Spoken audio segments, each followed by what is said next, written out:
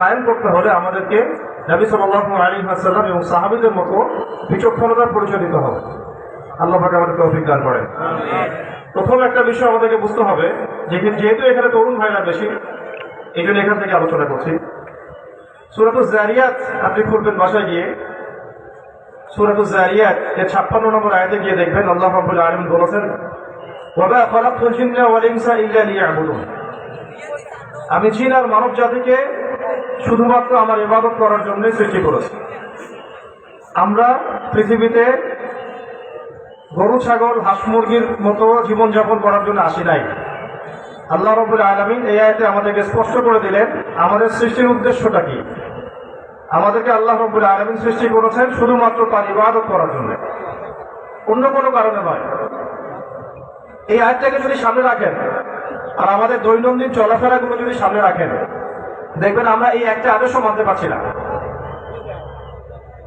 আল্লাহ পাক আমাদেরকে তার ইবাদত করার জন্য সৃষ্টি করেছেন। তা আমাদের দৈনন্দিন রুটিনটাকে আপনি যদি দেখেন, আমাদের এই প্রজন্মের দিকে নিসবত করে কথাটা বলছি, আমাদের না সালাতের ঠিক আছে, না আমাদের সাওমের ঠিক আছে, আর না দিনে ইলম অর্জনের কোনো ফিকির ইল্লা মাশাআল্লাহ, আর না সহি করে কোরআন তেলাওয়াত করতে পারা, আর না মাথার উপরে কোনো মুরব্বী আলেম, আর না কোনো ওলামায়ে কেরামের সোহবত ইল্লা মাশাআল্লাহ। আর খুব বেশিরভাগ মানুষের মধ্যেই আমর বিল মারুফ নাহি আনিল মুনকারটা নাই। এরপরে দাওয়াত, তাবলীগ, জিহাদ, ইকামতে দ্বীন, এটা তো অনেক বড় ব্যাপার। ইবাদত করতে আল্লাহ পাক আমাদেরকে এই দুনিয়াতে পাঠিয়েছেন। এর অর্থ এই যে আমার জীবনের প্রত্যেকটা কাজ আল্লাহ এবং তার রাসূল সাল্লাল্লাহু আলাইহি ওয়াসাল্লামের অনুকরণে হতে হবে। রাজি আছেন কি ইনশাআল্লাহ? যদি রাজি থাকি তাহলে আজকে আমরা একটা নিয়াত করব। যুবক ভাইদেরকে বলছি, কোন অবস্থাতেই আজকের পর থেকে নামাজ যেন ছুটে না যায়, যেন নামাজ পড়ি না। সবার আগে আপনার জন্য নসিহত হচ্ছে নামাজ। আমরা অনেক বড় কথা বলবো, অনেক বড় স্বপ্ন দেখবো, আমরা দিনের ইকামত নিয়েই কথা বলবো, আজকে আমাদের উদ্দেশ্য এটাই। কিন্তু শুরুটা হতে হবে আপনার সালাত থেকে, আপনার নামাজ থেকে। নামাজের সাথে সম্পর্ক নাই ওই ব্যক্তির সাথে দিন কায়েমের কোন সম্পর্ক নেই, কারণ সে নিজের জীবনেই দিন কায়েম করতে পারে নাই, আল্লাহর জমিনে সে কিভাবে করবে। দ্বিতীয় কথা হচ্ছে নামাজের সাথে সাথে অবশ্যই আল কোরআনুল কারীমের বিশুদ্ধ তিলাওয়াত শিখতে হবে আপনাকে। শাবানের আজকে তো 16-17 চলছে মনে হয়, 16 তাই না? হ্যাঁ 17, সরি।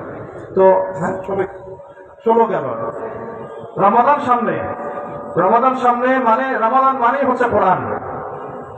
কি কারণে রমাদান এত সম্মানিত? আল্লাহ রাব্বুল আলামিন স্পষ্ট বলেছেন, শাহরু রমাদান আল্লাযী উনজিলা ফীহিল কুরআন ইলা আখিরিল আয়াত। রমাদান মাস সেই মাস যেই মাসে আল্লাহ রাব্বুল আলামিন কোরআনুল কারীম নাযিল করেছেন। ইন্না আনজালনাহু ফী লাইলাতিল কদর। আমরা জানি লাইলাতুল কদর কোথায়? রমাদান। তো রমাদানকে সামনে রেখে অবশ্যই যারা কোরআন পড়তে জানি না, কোরআন পড়া শিখবো ইনশাআল্লাহ। রাজি আছেন ইনশাআল্লাহ? যারা জানি আবারও প্র্যাকটিস করব, আবারও চর্চা করব। যারা হাফেজ আমরা আবার পুরোটাকে আয়ত্ত করব, হিফজ করবো ইনশাআল্লাহ, চর্চা করব। যারা আমরা টুকটাক আমি জানি আমরা কোরআনের অর্থটাকে অনুধাবনের চেষ্টা করব। এক কথায় রমাদানটা হতে হবে কোরআনময়। রমাদান হতে হবে কি? কোরআনময়। সালাত এটা প্রথমে, আল কোরআনুল কারীম এর তেলাওয়াত অবশ্যই শিখতে হবে। দেখেন এখানে ওয়াজ শুনছেন, আলহামদুলিল্লাহ, খুবই ভালো কথা। এর চাইতেও আপনার উপর জরুরি হচ্ছে 5 ওয়াক্ত নামাজ পড়া এবং আপনার আরবি কায়দাটা নিয়ে কোন ওস্তাদের কাছে পড়তে যাওয়া। এটা আপনার জন্য আরো বেশি জরুরি। নামাজ পড়াটা আপনার জন্য আরো বেশি জরুরি আমার বক্তব্য শোনা চাইতে। এবং আগামীকাল থেকে নিয়াত করে নেওয়া যে আমি কোরআনুল কারীম যতটুকু পড়তে জানি আরো একবার শিখবো, কোন একজন ওস্তাদের তত্ত্বাবধানে শিখবো। এবং রমাদান মাসব্যাপী কোরআনবিহীন যেন কোনোদিন আমার জীবনে না যায়, আল্লাহ পাক তৌফিক দান করেন। এরপরে আসবে আল্লাহর জিকিরের ব্যাপার। সালাত ঠিক হয়ে যাচ্ছে মাশাআল্লাহ, কোরআন তেলাওয়াত হচ্ছে নিয়মিত। তরুণ ভাইদেরকে বলছি এর সাথে লাগবে আল্লাহর জিকির। সকাল সন্ধ্যার মাসনুন দোয়াগুলো ছুটে না যায়, সকাল সন্ধ্যার মাসনুন আজকারগুলো যেন ছুটে না যায়। বিশুদ্ধ অনেক কিতাব আছে আমাদের সমাজে, আমাদের ওলামায়ে কেরামদের লিখিত, বাসায় সংগ্রহ করব, এগুলো মুখস্থ করে নিয়মিত আমল করতে হবে। যে ব্যক্তি আল্লাহ রাব্বুল জিকিরগুলো শিখবো, এবং ওলামায়ে কেরামের সুহবতে শিখবো, তাহলে আরো ভালো মর্ম বোঝা যাবে ইনশাআল্লাহ। আল্লাহ পাক আমাদেরকে নামাজ নিয়মিত পড়ার তৌফিক দান করেন, কুরআনুল কারীম নিয়মিত পড়ার তৌফিক দান করেন, আল্লাহর জিকিরগুলো নিয়মিত করার তৌফিক দান করেন। সকাল সন্ধ্যা বাংলাদেশে আশঙ্কাজনকভাবে শুধু এনজিওগুলোর তৎপরতা বেড়ে গেছে, এবং ওই যে প্রথমে বলেছি কিছু বিষয় খোলামেলা বলতে হবে, সবার জানা দরকার। বাংলাদেশে যত রকমের ইসলাম বিরোধী অপতৎপরতাগুলো আছে, এগুলোর একটা বড় অংশের ফান্ডিং হয় এসব সুদী এনজিও থেকে। এমনকি আমরা যে সংকটটা ফেস করছি কিছুদিন হলো, সেটা হলো এলজিবিটিকিউ। এই এলজিবিটিকিউ এর পিছনেও সুদী এনজিওরা ফান্ডিং করছে, কাদিয়ানী মতবাদ প্রতিষ্ঠার পিছনেও তারা ফান্ডিং করছে। মানুষকে ক্ষুদ্র ঋণের নামে মায়ের সাথে জেনা করাচ্ছে এই সুদী এনজিওগুলো। শব্দটা এভাবে এসেছে হাদিসে যে সুদের পাপে প্রায় 70টা বা 73টা শাখা আছে, তার মধ্যে সবচেয়ে নিচের শাখাটা হচ্ছে নিজের মাকে বিয়ে করা। নাউজুবিল্লাহ। একটু চোখ বন্ধ করে আপনি চিন্তা করতে পারবেন যে আপনি নিজের মাকে বিয়ে করছেন? যে কেউ পারবে কি? নাউজুবিল্লাহ মিন যালিক। কারণ কি এটা কল্পনা তো আসবে কখনো? কিন্তু নবী সাল্লাল্লাহু আলাইহি ওয়াসাল্লাম বলছেন, যে ব্যক্তি সুদ খাচ্ছে সে ৭৩টা পাপের সবচেয়ে নিচু পাপটাই করছে, নিজের মায়ের সাথে জেনা করছে। আর সবচেয়ে উঁচু পাপ, সবচেয়ে উঁচুটা কি?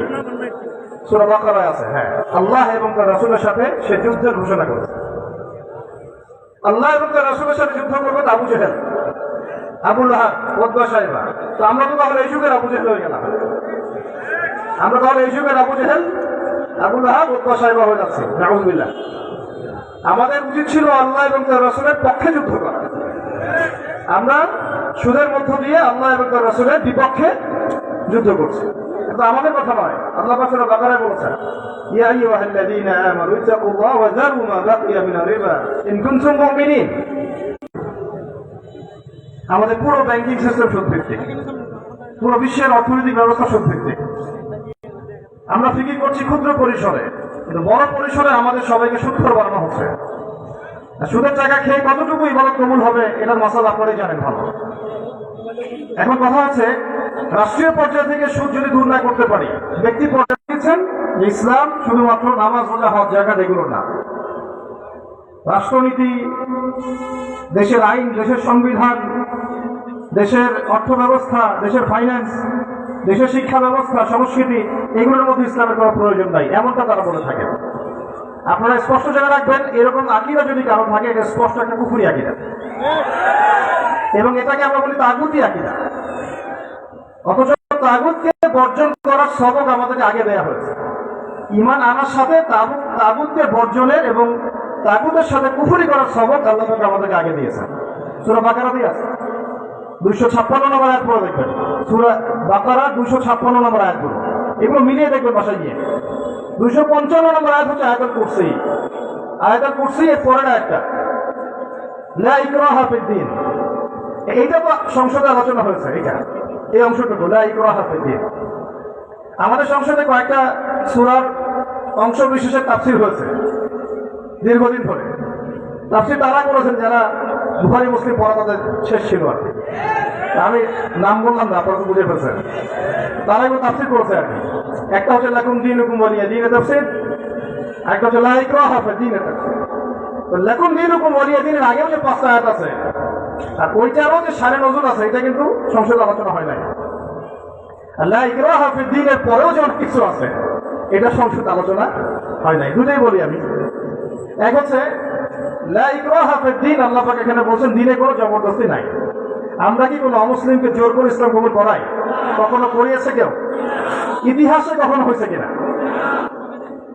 যদি সেটাই হতো তাহলে তো কমপক্ষে চাচা আবু তালেবকে করানো যেত। চাচা আবু তালেব যেভাবে ইসলামকে সাপোর্ট করেছেন, আর কে করেছে আইয়ামে জাহিলিয়াতের সময় কাফেরদের মধ্যে?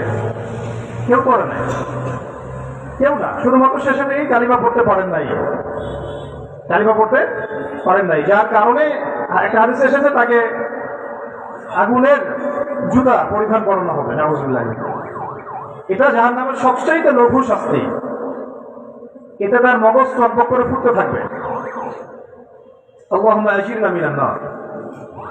এখন কথা হচ্ছে, লা ইকরাহা ফিদ-দীন, দিনে কোনো জবরদস্তি নাই, এটা আমরা বুঝলাম। আল্লাহ পাক তারপরে বলেছেন ক্বাদ তাবায়্যানা রুশদু মিনাল গায়, মানে সত্য মিথ্যা, হক বাতিল, আলো অন্ধকার এগুলো স্পষ্ট হয়ে গেছে, হেদায়েত এবং গোমরাহি স্পষ্ট হয়ে গেছে। এরপর আল্লাহ রাব্বুল আলামিন আমাদেরকে আদেশ করেছেন ومن يكفر بالطاغوت ويؤمن بالله فقد استمسك بالعروة الوثقى لا انفصام لها। যে ব্যক্তি তাগুতকে বর্জন করলো, যে ব্যক্তি তাগুতের সাথে কুফরি করলো, যে ব্যক্তি তাগুতকে অস্বীকার করলো, তাগুতের সাথে কুফরি করলো এবং ঈমান নিয়ে আসলো আল্লাহর প্রতি, সে যেন একটা শক্ত রশি বা হাতল ধরলো, লা ইনফিসাম লাহা, যা কখনো ছিন্ন হবে না। সুবহানাল্লাহ। দুইটা সবক এখানে আমাদেরকে আল্লাহ পাক বললেন তাগুতের সাথে কুফরি করো, তাগুতকে অস্বীকার করো, তাগুতের সাথে কুফরি করো এবং আল্লাহর প্রতি ঈমান নিয়ে আসো। দুইটা কাজ আমাদেরকে একই সাথে করতে হবে। দুইটা কাজ কি করতে হবে? একই সাথে করতে হবে। তাগুত কি? শয়তান নিজেও একটা তাগুত, আল্লাহ বিরোধী কোনো বিধানও তাগুত, আল্লাহ বিরোধী কোনো সংবিধানও তাগুত, আল্লাহ বিরোধী যে কোনো ব্যবস্থা যেটাতে আমাদের ঈমান হরণ হয়, ইসলামের একটা অংশ অস্বীকার করা হয় এবং একই সাথে সেই সত্তা সন্তুষ্ট থাকে, এগুলোকে তাগুত বলা হয়। বিস্তারিত পড়ে নিয়েন। এক কথায় ইসলাম বিরোধী যে রাষ্ট্র ব্যবস্থাগুলো আছে, এগুলোর যে মানে ফান্ডামেন্টাল বেস এবং কনস্টিটিউশন, এগুলো কিন্তু তাগুতের মধ্যে পড়ে। ঠিক যেমন একটা মতবাদ সেকুলারিজম, কমিউনিজম, তথাকথিত ডেমোক্রেসি এবং ন্যাশনালিজম, এগুলো কিন্তু তাগুতি মতবাদের মধ্যে পড়ে। আমাদেরকে এগুলো কুফরি করতে বলা হয়েছে, এরপর আল্লাহর প্রতি ঈমান আনতে বলা হয়েছে। আমরা ঈমান তো ঠিকই আছি, কিন্তু তাগুতকে বর্জন করতে পারছি না। আল্লাহ পাক আমাদেরকে তাগুত বর্জনের তৌফিক দান করে। এখন তাগুতকে যে সরিয়ে দিব, একটু বুঝেন। একটা মাটির মধ্যে আমি তাওহীদের বৃক্ষ রোপণ করব, তাহলে ওখানে কুফরির শেকড়টা আগে উপরে ফেলতে হবে না? তারপরে না আমি সেখানে তাওহীদ প্রতিষ্ঠা করতে পারবো। দুইটাকে একসাথে চলবে কিনা? মানে আমি কুফরির একটা গাছ লাগালাম, তাওহীদের একটা গাছ লাগালাম, দুটোই ফল দেওয়া শুরু করবো। ওই সমাজটা কেমন হবে? আর একটা সমাজ যেখানে কুফরির বৃক্ষটা উপরে ফেলে তাওহীদের বৃক্ষ স্থাপন করা হয়েছে, দুটোর মধ্যে পার্থক্য বোঝা যায়? কোনটা ইসলামের কাজ? দুটোকে একসাথে চলবে, নাকি কুফরির বৃক্ষ উপরে ফেলে তাওহীদের বৃক্ষ রোপণ করবেন? কোনটা? এই কাজটাই নবী মুহাম্মদ সাল্লাল্লাহু আলাইহি ওয়াসাল্লাম মক্কায় করেছেন। তিনি কি তাদের সাথে আপোষ করেছিলেন? এটা সূরা কাফিরুনের সাথে সম্পৃক্ত। কাফেররা বলছিল যে 1 বছর তুমি আমাদের লাত, উজ্জা, হুবল, মানাত এগুলোর ইবাদত করো, উপাসনা করো।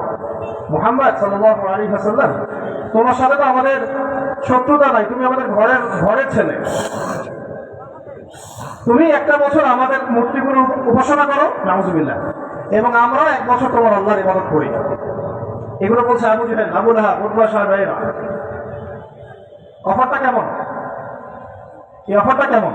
1 বছর তুমি আমাদের মূর্তির উপাসনা করো, 1 বছর আমরা তোমার আল্লাহর ইবাদত করবো। কেমন অফারটা? কি ভালো না খারাপ? ভালো না খারাপ? তো এই সেকুলাররা যে আমাদেরকে বলছে যে আপনারা নামাজ, রোজা, হজ, যাকাত মসজিদে পড়েন, এগুলো মসজিদ কেন্দ্রিক ইবাদত বন্দেগী সব করেন, রাষ্ট্রে ইসলাম আনতে যাবেন না, অর্থনীতির মধ্যে আনতে যাবেন না, শিক্ষায় আনতে যাবেন না, সমাজে আনতে যাবেন না, কালচারে আনতে যাবেন না, তাহলে এই দুটোর মধ্যে কোনো পার্থক্য থাকলো? বুঝতে পারছে কি কথা? এটা হচ্ছে এই যুগের আবু জেহেল মার্কা কথা। এই দর্শনটা এই যুগে আবু জেহেল মার্কা দর্শন।